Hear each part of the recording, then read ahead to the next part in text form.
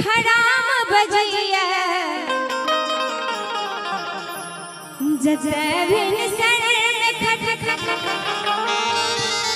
खराम बजैया हे हमरा सर्गो सनीक मिथिला धाम लगैया हमरा सर्गो सनीक मिथिला धाम लगैया जजभिन सर में खट खट खराम बजैया जजभिन सर में खट खट खराम बजैया हमरा सर्गो सनीक मिथिला धाम लगैया हे हमरा सर्गो सनीक मिथिला धाम लगैया।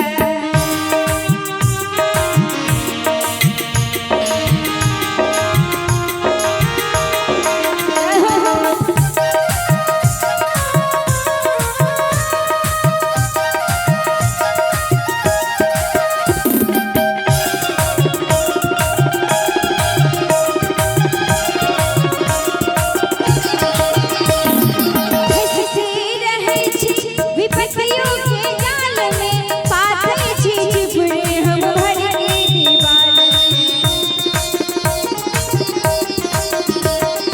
हंसते रहे छी विपत्तियों के जाल में पाथे छी चिपड़े हम भर के दीवाल में जटा पैन भरनी हो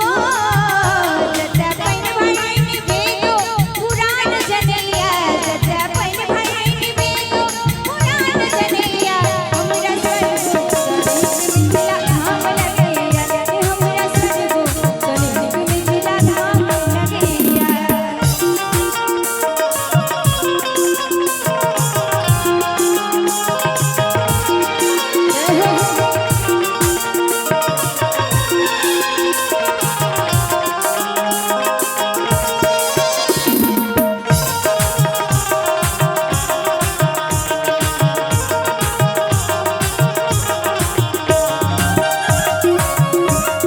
बहुत बढ़िया। राजा महाराजा जनक जी विराजै छै शिव के धनुष जानकी नित उठाबै छै राजा महाराजा जनक जी विराजै छै शिव के धनुष जानकी नित उठाबै छै राम चाहे हो राम चाहे अठोंगर में धान कुटैया राम चाहे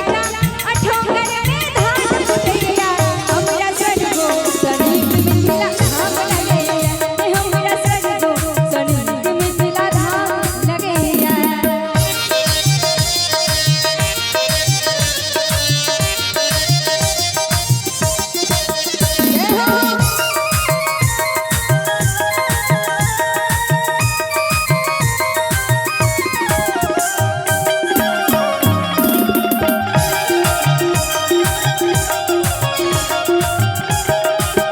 बान्हल महादेव छछ प्रेमक डोरी सँ उगना बन खटलन विद्यापतिक गोरी सँ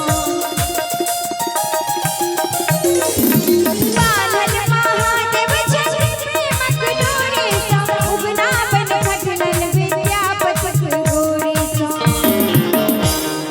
बान्हल महादेव छछ प्रेमक डोरी सँ उगना बन खटलन विद्यापतिक गोरी सँ। एही में एक लाइन भाव कि पग पग माछ